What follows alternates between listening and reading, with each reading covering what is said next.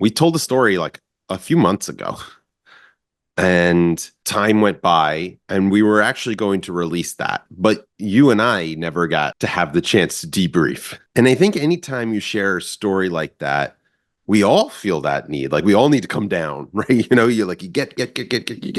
And then you need to like exhale now. And we didn't have the exhale. We just swallowed a bunch of air. And I didn't want them to be released separately.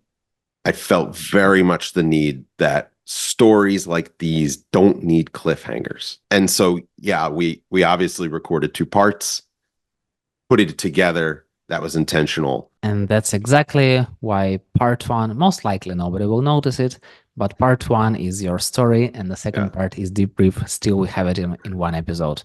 So go and listen. Here we are. Welcome back to Not Psychologist Talks, where Jason, a psychologist by legacy, and Yurii, a psychologist by Ilker, community to community folks, are getting to openly talk about complex things and issues to remove the stigma and solve them together. And Jason, you told a little bit about your story on the community life conversation about how you lost your dad during COVID, and not because of COVID, but during COVID. So I feel like you want to share something today. Yeah. I figured, we said the way we set this up was, and you told a little bit of stuff of your traumas or things that you wanted to talk about last episode. And I figured I could set an example for what we hope that we could take this podcast to, and maybe have others tell theirs in a movement to sort of break the stigma behind. What are we breaking the stigma of, Yurii? I think it's just like multiple things. The fact that we all have traumas, the fact that we have all gone through things, that therapy, because we've both used the term before, and while neither of us are therapists, we have the therapy connections or been told by others that we kind of how our conversational style opens up for people to share with us. And that's okay. We could break the wall of acceptance, and that people can open up and feel okay with the fact that they have trauma. Mental health is something that we need to be aware of. It's not to be ashamed of. It is something that many people deal with, and we all deal with trauma. And so by sharing a little bit of my own, it's not unique. It's not unique to me. I know that. I met someone last year at a conference, and we literally shared almost the exact same story about what we went through. And I know there's a ton of other people have gone through that. And sometimes just hearing it from someone else, not that it makes it better, but it's like, okay, you know what? I can get through this. It's okay. Yeah, I'm not Like alone. I'm I not can alone. relate. Yeah. I'm not alone. I'm not alone. So I wanted to talk a bit about, how my dad passed away. Um, this was about, what is it? January of 2021. So it's been almost 4 years, and really it started 6 months before that.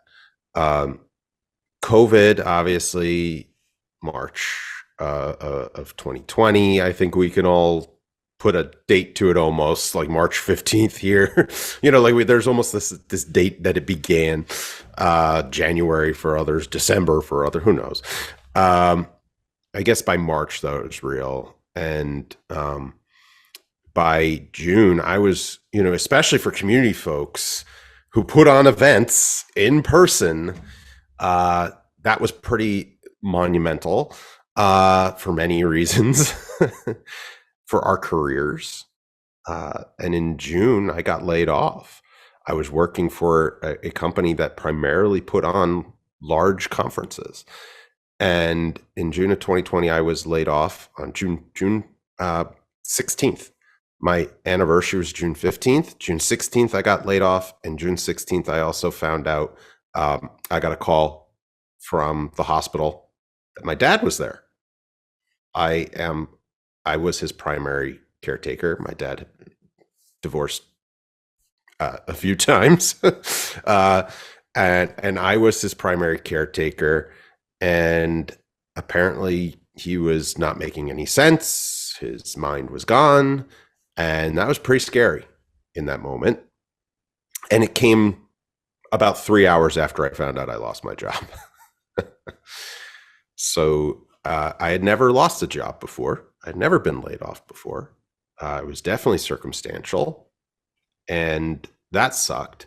But then finding out that my dad was sick, all of a sudden, like it was like perspective, and I didn't give a shit about the job anymore. It was really weird. So that was like the first thing. And I don't know, you're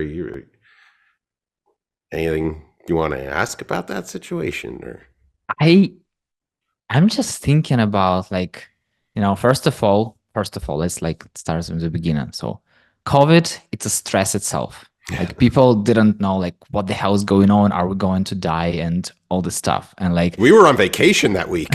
We were like, shit, should we get groceries? Like, what do we do?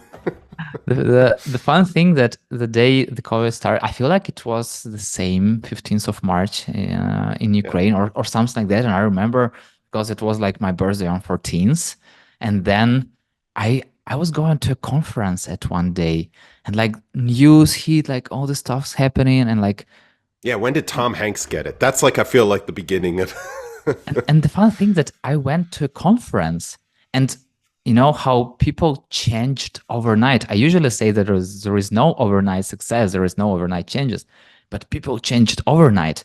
People who shake hands like the day before were like waving each other from like distance and it was crazy. But yeah, so it's the first thing. The second thing, getting laid off like 3 months later without never being laid off before, and then receiving this news about the death. So I feel like you've got triple hit, and Triple hit. yeah, it's like combo. I have no idea how you felt. So how did you feel? That's hard to ask 3 years, 4 years after. Yeah, But it's I so could much tell you, easier. in the moment, it was the first time my daughter ever saw me cry. Wow. So that's like a memory for me, core memory. Like I remember the walk that I did after getting the call, trying to put sense to it, figure that out, right? Talking to the hospital, giving them my name, his coverage, all this stuff, immediately thinking what's going to happen. Oh my God. And they told me, so he ended up getting diagnosed. Well, they told me they were looking at his brain, right? They told me they did some MRIs. They told me what was going on. He was gibberish, taking pills, his pills, but not at the right time, and doing all this other stuff, and really freaking out people. And so that's how he got landed in the hospital. Someone called 911, thankfully, and got him there. They did an MRI of his brain, and they were looking for cancer, or something that would cause this all of a sudden, this sudden onset of like this dementia state. And he had been acting strange for like a few months, honestly. But it was hard because we both have neuromuscular disorders, and it's hard to say what was disorder versus is there a new thing. And yeah, so I felt so many things: confused, sad, mad, angry, all of it. I was mad about the job. I was sad about the job. And then I was like, well, and now I'm switching to caretaker 3 hours later, but not realizing at that point the full grasp of what that meant. And I remember hanging up the phone, thinking all these things in my head, walking outside because my daughter and my wife were taking a walk. We have a park next door to our house, and they were just kind of walking. And I walked over and just suddenly burst out. And I was trying not to in front of my daughter, but it's like I couldn't it was like the well opened. It was just like something just boom. And I just like literally spurred out like, I think my dad's gonna die. Like, you know, like it just couldn't contain it. And like walked away, you know, as soon as it happened, because I realized, oh God, I can't be here right now. Um, yeah, that's how I felt. What did your daughter tell you? Well, my daughter was young at the time, thankfully. Okay. You know, she was, when he got sick, she was, I guess she was like 2.5. So luckily she was too young to really grasp it. And honestly, I didn't do this necessarily in front of her. I started to cry in front of her and then I walked to the side before blurting that out, thankfully, and scarring her too much. But she does remember Wow. that period of time. She said, because she turned 3 in November, this was in June. She told me the other day, she still has some memories. She was like, I seen you cry, you know, like I know, and that's weird because dad doesn't cry, you know, we don't cry that often, even though we tell her it's okay. Like it's okay to cry, and we do cry, and we, you know, I think it's important to tell children that, you know, we should be using that message instead of the message that was probably given to us, which was don't cry, stop crying, all that stuff. No. Much better to let it out then than deal with it 30 years later in therapy. Trust me. So, so it's interesting that that's still, and I understand why, because it's scary to see your parent sad, upset. You know, that's terrifying for a kid. What was next? So next was just a long journey of hospitals and in and out, and always in the hospital system. So he was in the hospital system from June until the end of August, the very last week of August, early September. And so he was in the hospital for a long time, then rehab.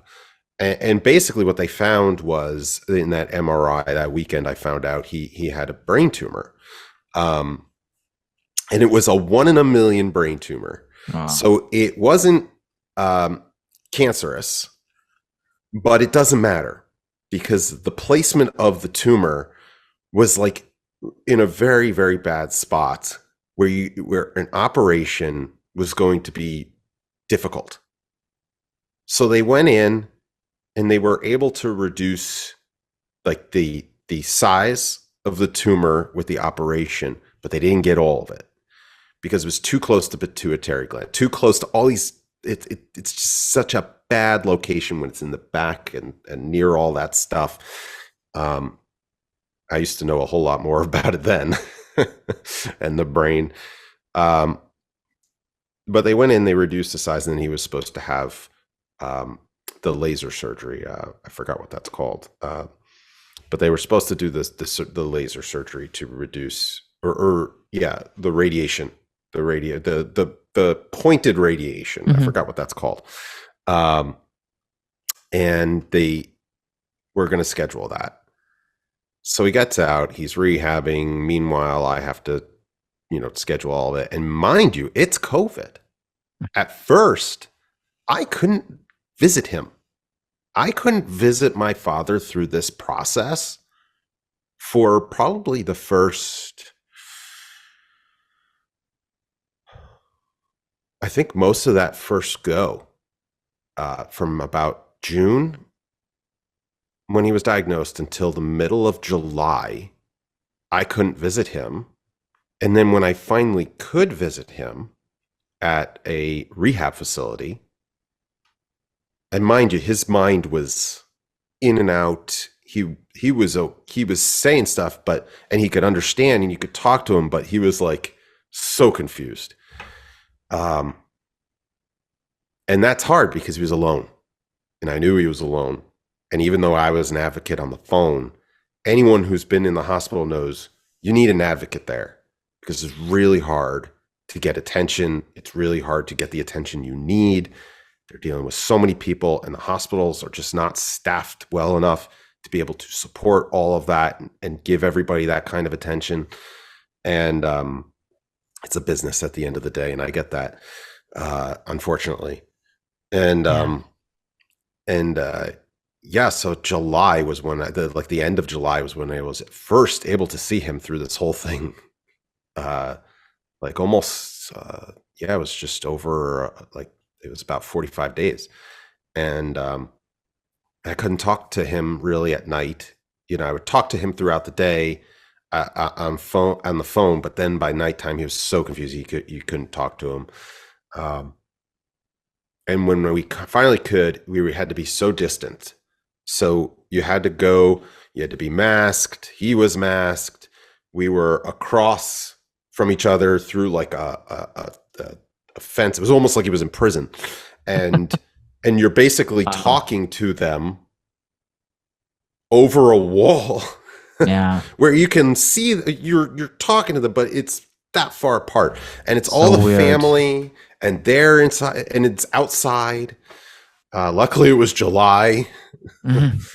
um, it was just a So very weird. surreal experience to go through something like that because people were dealing with COVID in the hospital, obviously, and in the rehab facilities. Like there were a bunch of COVID patients there. At the time, nobody was vaccinated. Everybody was terrified. Um, and yeah, that was the initial experience. Have you had this fear about your life, your family life? Because it was COVID, as you told, there were people with COVID and nobody knew Was anything. I worried about getting COVID and bringing it back to my family? Yeah. Yeah, yeah, absolutely. And honestly, I'm ashamed. I'm sometimes that shame follows me of like it's a really hard thing to balance your own fear of getting something and getting sick and bringing it back to your family and then visiting the person who's in that situation. Um, because yeah, unfortunately, that is something you have to think about, and I didn't want to have to think about that. Like that's not something I nobody should have to talk to their family members through Zoom when they're in the hospital, which we had to do. No one should No. have to, like FaceTime with the nurse to talk to your family because I had to do that for a long time. Um, no one should watch someone dying over Zoom, and I'll get to that. No one should have to go through that process, and for them to deal with it, no one should die or be dying and have to talk to their family through Zoom. Like it's very where human beings are naturally, I think, need to be together. Obviously, as community people, we believe that. Maybe some introverts don't. I can be introverted. I still believe that. um, do you believe that? Yeah, it's definitely like I can totally feel that because mm, I had definitely not the same story, but very much similar. So like I do not know my father because my mom divorced. Uh, I don't know when, like another life ago. Yeah. And so basically my granddad was like a dad for me. And we were living in the same city. And I remember just like this. So I was supposed to, like, I was not visiting them very, like, too much. And like once in a month, in a few months or something like that. And I was like, I was telling my wife, today is Thursday. Maybe I will go. Maybe I will go today, like talk and stuff. And then for some reason I was like, I don't know, caught up with some stuff and etc. And then okay, oh, I will go tomorrow. And then, somewhere closer tonight, my mom calling me like he's passed. And I was like, Yeah. and I totally get this like kind of shame that why didn't I do that? Hmm. But at the end of the day, if we as humans knew everything what to happen, like I don't know if it would be easier to live or harder, but I feel like that's just something that happened. And it's so like it's a 1 in 100 year thing, right? And we just got lucky, right? We're the lucky, we're lucky we hit it right in the right spot where all this stuff was going. But so many people did. I know people who had to postpone weddings. They had to do the same thing with someone, with an individual they lost. And it's like, and it doesn't have to be that they were sick with COVID, although many were, and many lost people that way. People lost people for other reasons too during that time, or had sick family members and had to go through the same process of well, all right, how do I visit them? Like, can I visit them? And just so many things. And am I even allowed to visit them? Which Yeah, was the exactly. case for us. Yeah, sometimes it's not even a question, it's not Yeah, like you don't have a you have to choice. decide. Yeah, it's Yeah. like, so you talked about the shame. Yeah. Why? Why did you feel that? Well, it's the same thing you just said. It's like it's hard to put your own life at times ahead. Maybe for me, like, he was the sick one. He needs me there. But there was a fear when he was like in the situations when I actually could go, and not necessarily when it was like the outside visits, all that. I wasn't really scared of getting COVID. It was more later, and I can get to that quicker. But yeah, when we didn't know what we know now, and when it was scary, Mm-hmm. it's hard to put your life or I was really thinking about my family too. I didn't want to bring it back. I didn't want my daughter to get sick. I didn't want to get sick. I didn't want my wife to get sick. It's not necessarily just about you, but like it's everyone.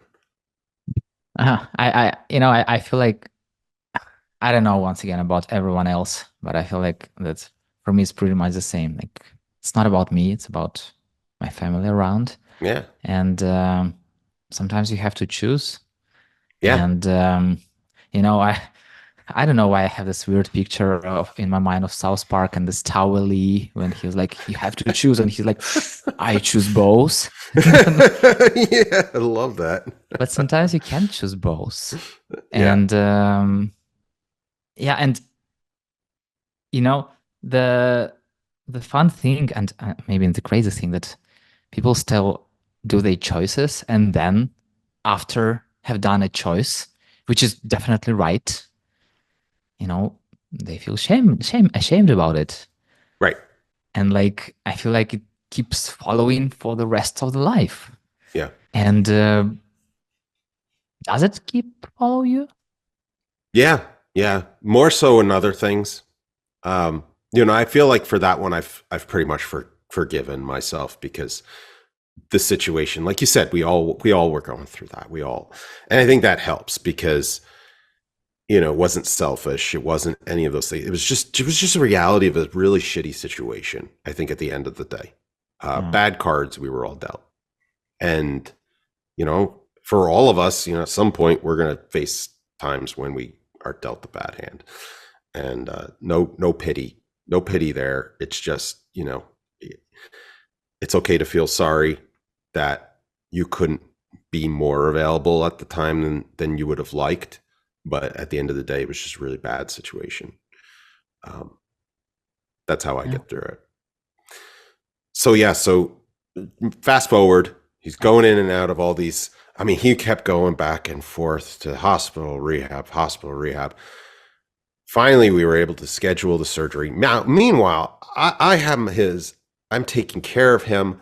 I am his like legal power of attorney. So I'm taking care of all that stuff, the finances, the health bills. I have to quickly get him on, because like with America, we have different. We have luckily the government. He didn't have a lot of money to his name.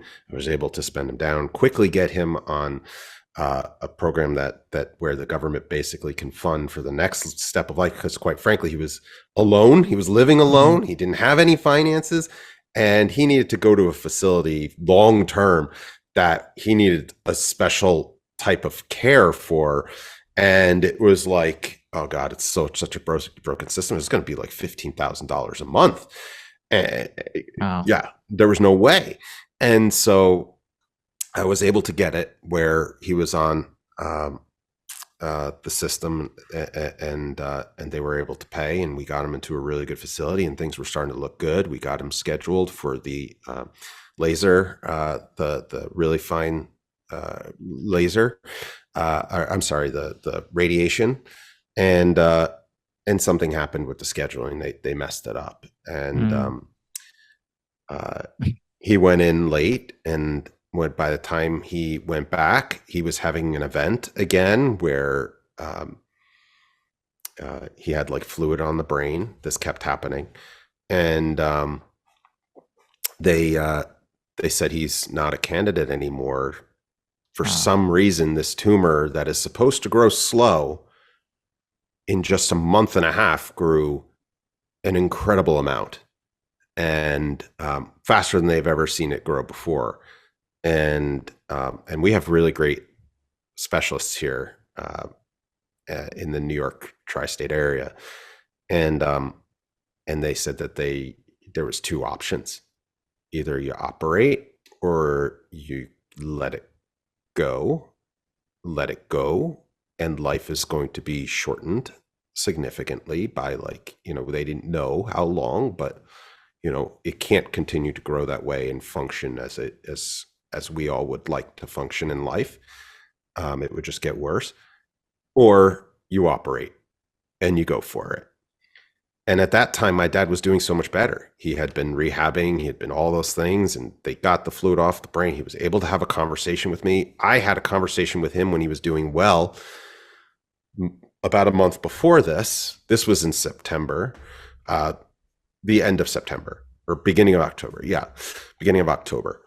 So by the end of August, we got him into a facility. He was doing really well. In September, he had rehabbed. He was rehabbing. He was fighting. And he and I had a really interesting conversation. We got into it, and I needed to have the conversation with him. What do you want when you die?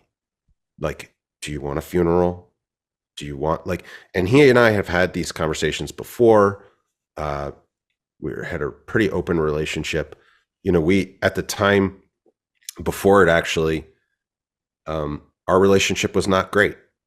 It wasn't that good. And I had to forgive him in order to do what I did and take care of him. So that was another level of Wow. detail, right? Because human beings, we are complicated people, and that's just relationships, man. Relationships are hard and they ebb and flow. And this was unfortunately one of those times where it wasn't good. And then luckily, I forgave him for the stuff I was holding on to, and got through this whole process that lasted 6 months.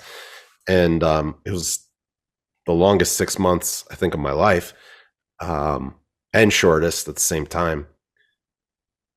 But that September was a gift because he came back. He was back. It was like he was rehabbing. He was fine. We had these conversations.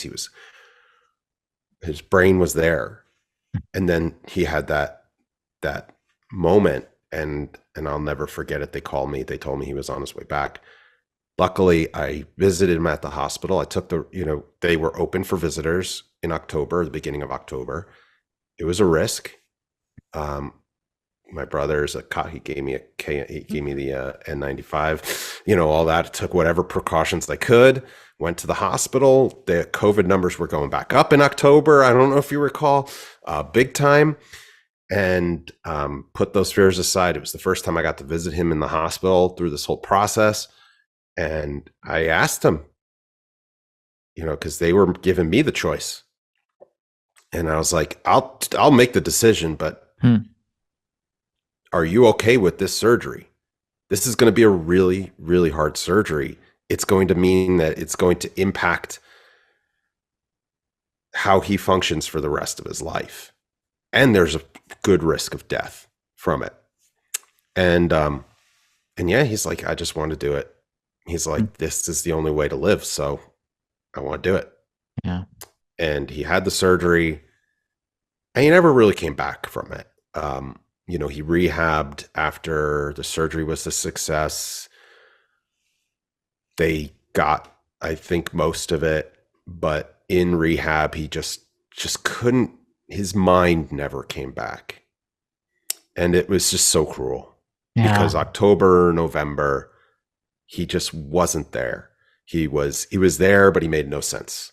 Yeah. And he was trying, they told me it was going to be a long road to recovery, but he never really did. And he ended up getting sepsis, uh, infection in the bloodstream, Yeah. because when you're in the hospital system for so long, there's a high risk of it. And he got that in the beginning of December. Ironically, I started a new job December 7th. December 7th is the day he went back to the hospital for the last time with sepsis. Um, Wow. my brother lives in North Carolina, so he had to help me out, via phone and support. And my dad's sister, my aunt, she was helping me as well. And that process was just awful.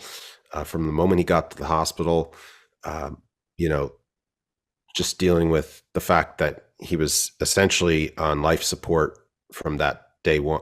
From that day they intubated him. They And he was on the incubator for a few weeks. On Christmas Day, or Christmas Eve, I shit you not, they extubated him. He was doing well.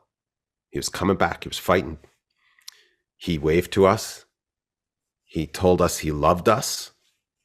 And they, we had to, I think we all just melted just from pure happiness. Had an Yeah. amazing Christmas. And then on December 26th, he had to be intubated for the last time. They called me up as we were visiting family for Christmas, and they told me that he wasn't going to make it. They were in it to take him, that it was our choice what to do next, but his mind, he was not going to come back and be able to. He's not a candidate for dialysis. He's not a candidate for all these things. His organs were starting to go, and then we made the decision to extubate him and put him on hospice. And that's the first time when he was in hospice that I got to go to the hospital, hold my dad's hand, and sit with him for long periods of time. And he did not go fast. I had to sit with him for 5 days. My brother came up, sat with him. We had his friend come up and sit with him, and even his ex-wife and others, and he had people there for him. And that was the first time that we were able to see him, was when he was finally going. And we ended up having a celebration of life ceremony, because a funeral was really not going to be an option at that time. And we did that in the summer, and it was beautiful. We played music. We played all the music he loved. We all told stories about him. We got him, my dad and I had a conversation of what he wanted, and we did it. He wanted that. He wanted a celebration. We got him a bench in a park that overlooked the George Washington Bridge, because he lived half his life in Jersey, half his life in New York. He wanted to be in a park setting with a tree, so that people could come visit and have a seat and just look at the beauty of nature. And that's what we did. And that's how the story ends.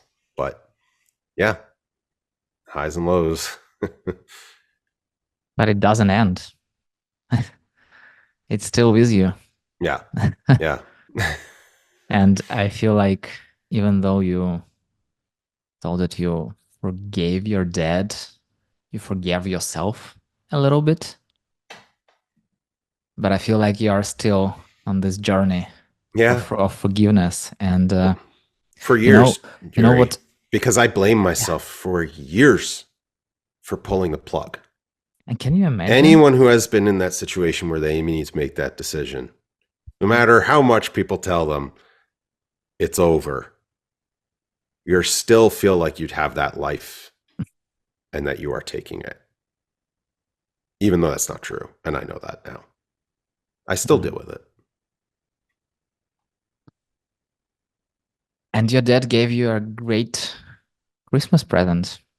I mean, that's what we said. And there are instances of people telling me where this has happened to them, where the family just where this person just comes back and Yeah. says goodbye. Basically, he gave us a goodbye. Uh, for 2 months, he wasn't there, and then all of a sudden, he came back for 24 hours, basically, 48 hours to say goodbye. They Yeah. told me the last time I knew he was somewhat conscious, I called to check in. How's he doing? I got to FaceTime with him. He was watching The Music Man. He just wanted to watch a movie. Yeah. And then the next morning he was intubated for the last time. Just crazy. Yeah.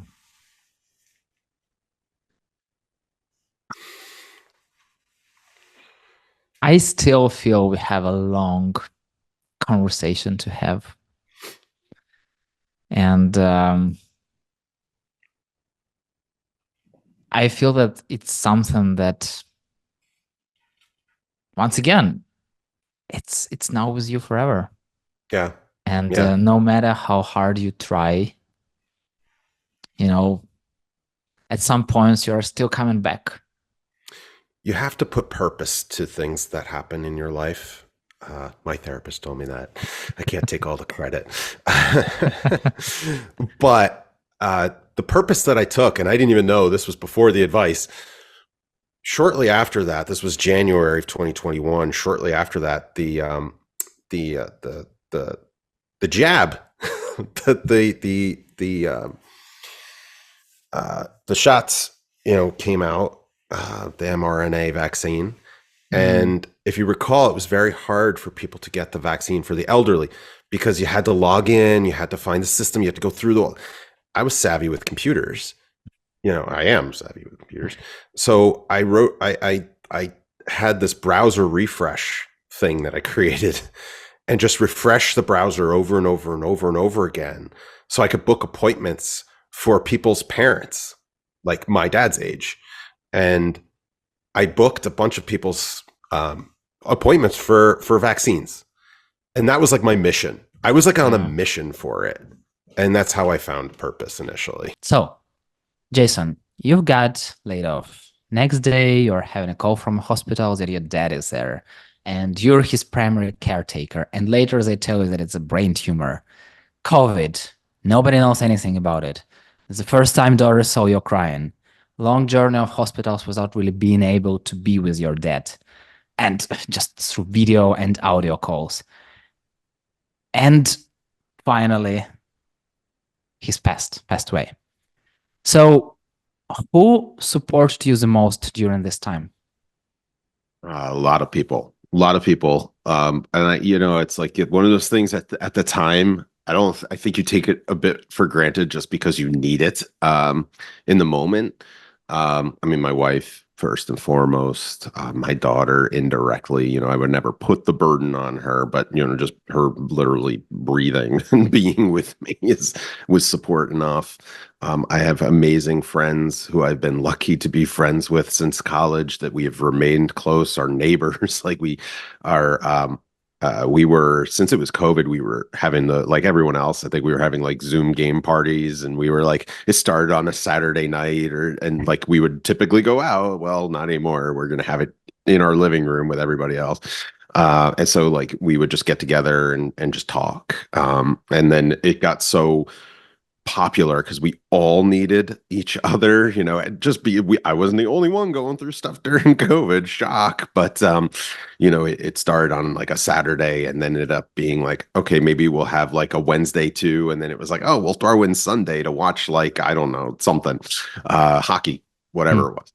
Um and yeah, so and then it wasn't just me making the calls. I mean, I was the primary, I was his medical proxy, but and power of attorney. But it was my aunt, my brother, and I were on the phone consistently. And so while we weren't necessarily together, and my brother was all the way in North Carolina and I'm in New Jersey, and this was happening in New Jersey, we were on the phone every day, multiple times a day. And so having that was really helpful. Um, and so just having those people, checking in,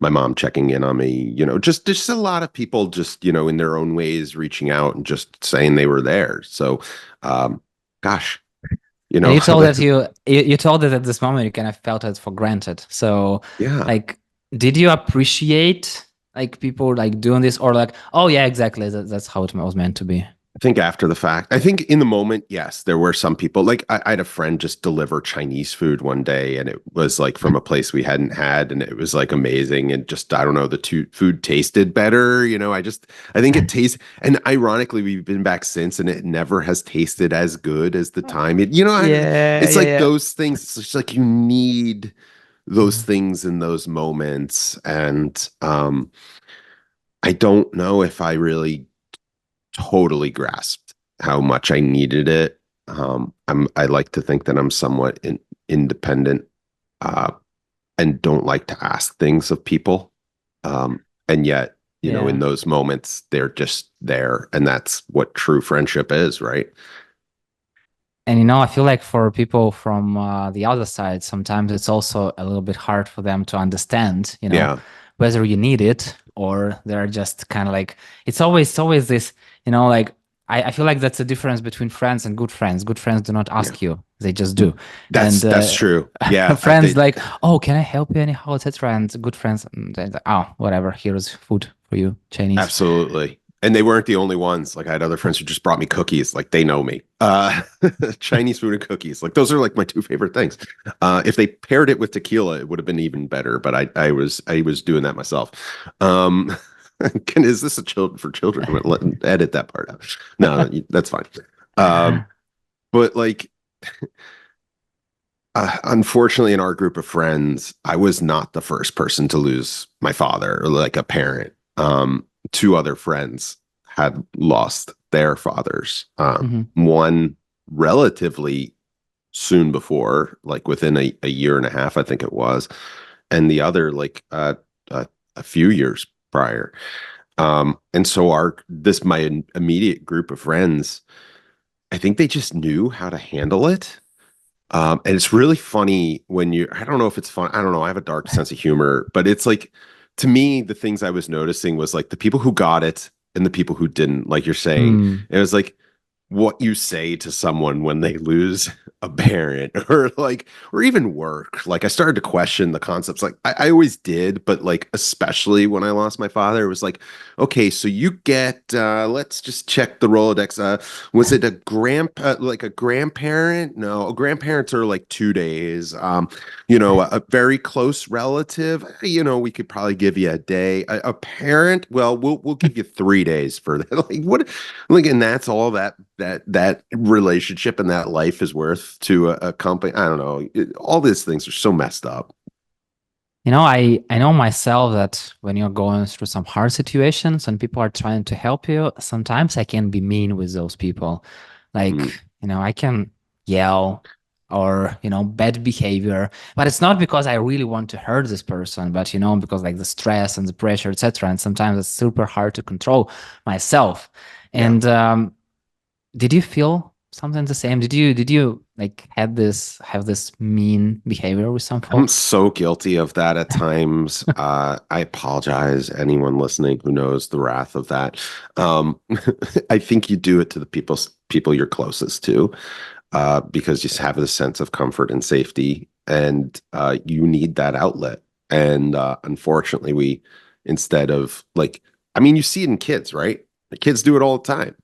Kids trust you, and kids, you're their safe space, and they're like, when they get really mad, I hate you, right? Or things like that come out of their mouths, or they start screaming, or like at you. And even if it's not because of something you did, it doesn't matter. You're the outlet, and man, it hurts in the moment. But then you're like, okay, obviously they're hurt, and I think people are pretty good about that. I would say that there's a reason why you take it out on the people you take it out on. It's probably because they're the ones who can take it and get it. For you personally. That said, I wish we didn't do that. I wish that wasn't a thing. I think it's incredibly human. Yeah. Yeah. And I wonder how did the story with your dad impact your relationships with people around you? Um, that's a complicated question. I think you go through various phases with people, ups and downs all the time. Um, I think it puts a lot on the people around you. My wife was amazing during that time. And in that time, I think you use a lot of that, you need it. And it's hard, at first. But I would say that like it didn't really complicate too many relationships in a negative. It was just more like it's hard to say. I was completely consumed in that moment, in those moments. And I think that's incredibly natural to be incredibly consumed by the situation. I Yeah. think we have to be okay with saying, and that's okay. Like that's the hard part is for yourself. I think my hardest relationship that was, I don't know, tarnished is the right word, but more impacted during that time was with myself. Mm. And going back to that blame, it's really, really hard to get out of that space. Um, really hard. And it's interesting that you mentioned it because I feel like with others people, it's kind of like easy. You either go in together, you're forgiving yourself, each other, and then you're continuing your journey, or you go different roads. Like it's not that hard, but you can't go Mhm. different road with yourself. That's And right. you talked a lot about how did you blame yourself for pulling a plug and this sense of guilt and all the things. So and and you told this phrase that I almost forgave myself, which means for me at least how it hurts that how it sounds that almost it's not I forgave myself. So how Yeah. do you continue to work on forgiveness and self-compassion? I am much better today than I was then. Time, Yeah, right? Time. almost 4 years. So Yeah, exactly. But I think there's always going to be a piece of me that questions. Like it's funny. There's a show on. I don't want to put a timestamp on this episode, by saying what the show is, but there's a scene in it that just when you think you're like, yeah, it's not that you're past it, but it's like I'm past feeling the feelings of that moment because I think that's the hard part is feeling that where those feelings take you and remembering and putting you back in the situation. And like, that's what trauma is. Right. And I thought I was a little past it. I'd gotten a lot of help, but then I watched this show and it's a father in the hospital bed on life support and the son has to be the one to kind of, you probably have seen the show, I don't know, and the son, it's a very popular show right now, and the son has to be the one to take him essentially off life support. It's a little more complicated than that in the show, but that's the basic gist of it. And man, did that put me back. That really put me back. I felt those emotions like it was happening now. And yeah, I don't know. I don't know if you ever lose that, no matter what you do. it's always something that keeps coming, keep putting you back, no matter Mhm. how. And I and once again, before we had this conversation, you told me about like putting the sense of purpose, Mhm.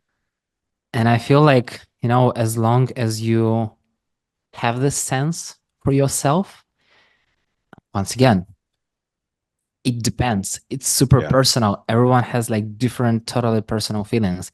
But I yeah. just feel like if you kind of like, close this chapter for yourself, you have like discussed this with yourself.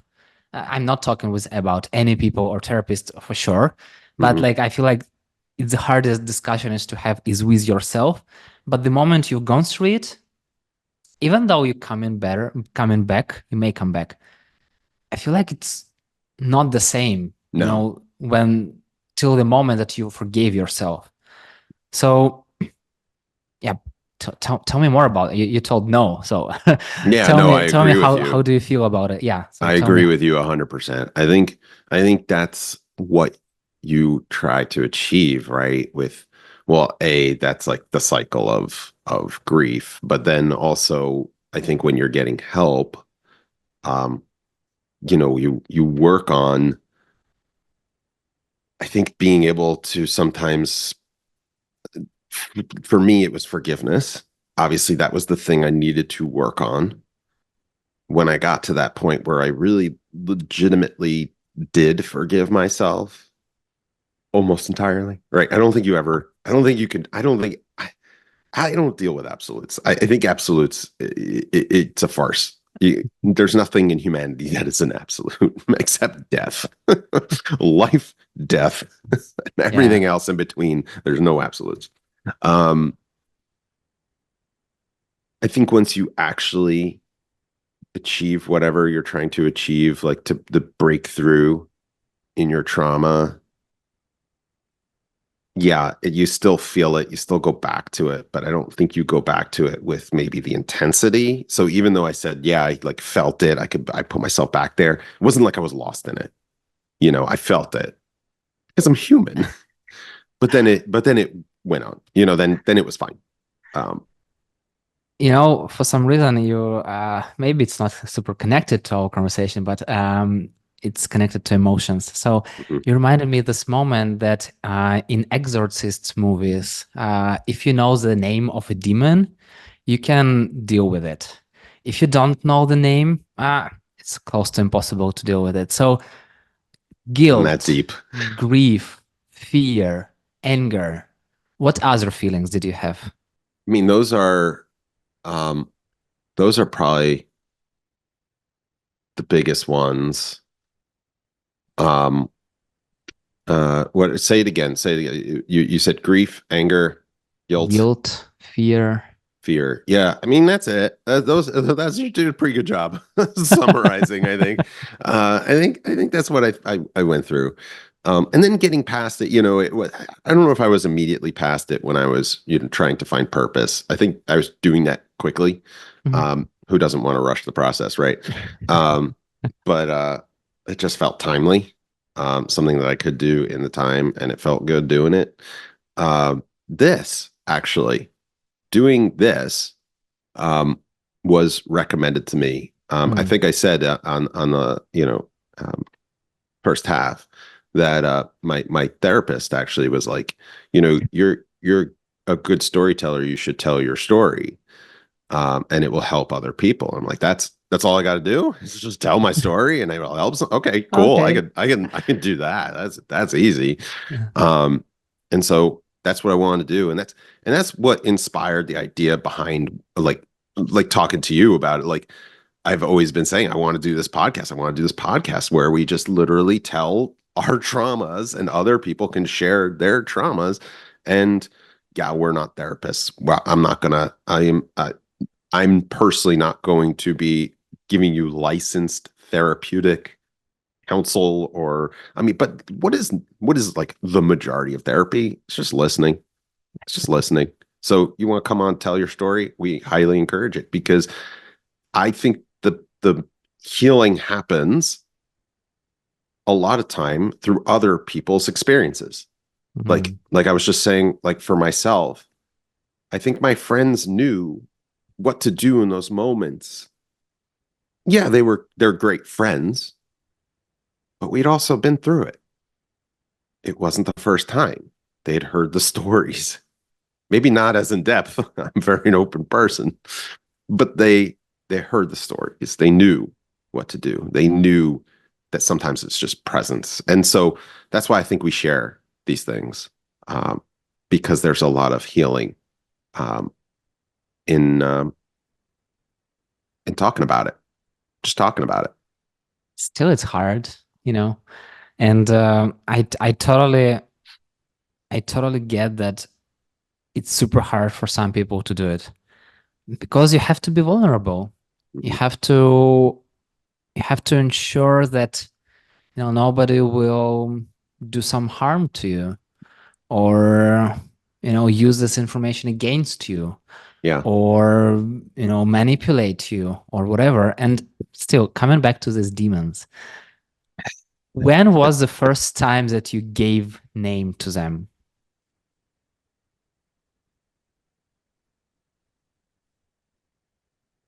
Um, Shortly after.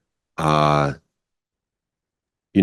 I've dealt with things in the past through, this is not the first or only or biggest trauma in my life.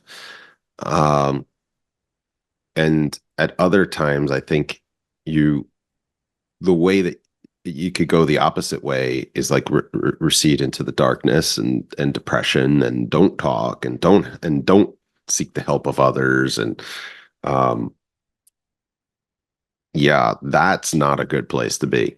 And and so I think this time I was very much seeking out help right away. Um, and and I would say that I really do.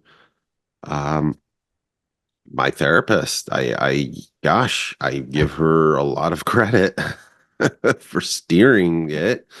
And I think it was somewhere like in those first few months where we identified, the various feelings of what was going on, putting a name to it, and then it was like, okay, how do we attack each one? Mm-hmm. No, But it didn't. But even still, it still takes time.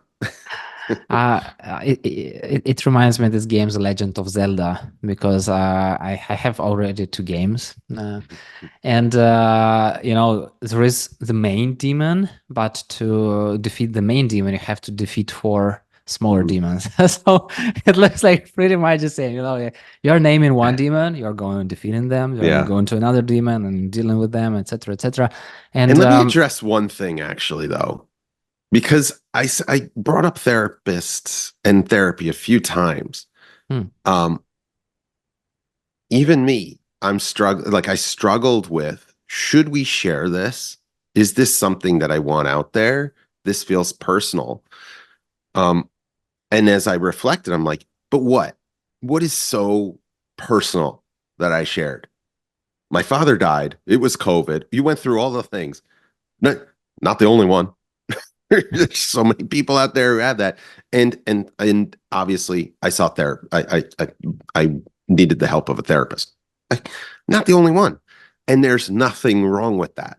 And that's the thing I want to just like absolutely freaking drive home with this is like, if you have a problem, if you're listening to this and you're like, I actually have this problem of whatever it is, there's nothing wrong with seeking help. Whatever it is, I would encourage you to go to a professional. But even if you go to your friends or whoever, just seek help wherever it is. You're not alone. I think it's the point, and that there is absolutely nothing wrong with therapy. Like, get rid of that stigma. That stigma should not even be in existence anymore. Yeah. I have it. I still have it. For me, it's like super, super hard to share like personal stories, even though I might look like a very open person who always says things. But I always say that the only one person who knows like 90% of me is my wife. Other people know like small pieces here and there, but never the whole picture. And you mentioned so many times about talking to others, and that's exactly what I experience myself. But I use a little bit of different approach. I mean, like, I rarely share like the whole story, like, with one person. Mm-hmm. I have this approach, like sharing small pieces of story with different people. And then, it kind of helps to deal with the general. But I don't think that it really helps. It kind of helps because once again, like this one person knows this part of information, this person knows this part of information, everyone's telling like super, super different things. But once again, why do I do that? I ask myself, I don't know the answer, but what I feel about, maybe I'm still afraid to be like super vulnerable. And I think that's the thing behind is, even though like it's nothing wrong like in losing people in your life. Yeah, it's life, like it's life and death. It happens. It's nothing wrong to have and name feelings. There are feelings, you can't deal without them. Everyone has them. But somehow, I don't know why, but somehow when you connect these things, it's like, no, I can do this. I can talk about this. And I also feel like it's all about finding the right person. And I also think that why some people are afraid of doing this, because they tried, most likely, even as a kid, they definitely tried to tell a story. And I feel like one day, sometimes, few times, they were rejected. And then like, okay, I won't do this anymore. I was rejected. But once again, I always say the thing that I feel that adults are just grown up children. And still, we're doing mistakes. We're trying again and all this. Um, just have to try again. And That's you why I just think have therapy is to. so important, Yurii. You're literally paying someone to listen to you, and no matter what you tell them, they're gonna basically say, like, they're gonna hear it, and they're gonna give you like reinforcing, like, unless you murdered someone, they're basically gonna understand. They're gonna say that makes sense, or like they're gonna give you, like they're they're not going to dismiss it. And I think everybody needs that. And unfortunately, like sometimes if you have it as a non-paid professional who's completely outside your life, who's like completely impartial, they're gonna have an opinion somewhere. But you don't need the opinion. You need the impartial, just the acceptance. And that's very hard to find. And that's why you seek that. And then that's not the only thing that they offer, but at the very basic level, right? That's the purpose. And what you just described is you need that. Like that's the thing that we all need, is that impartial, just acceptance, just hearing. I mean,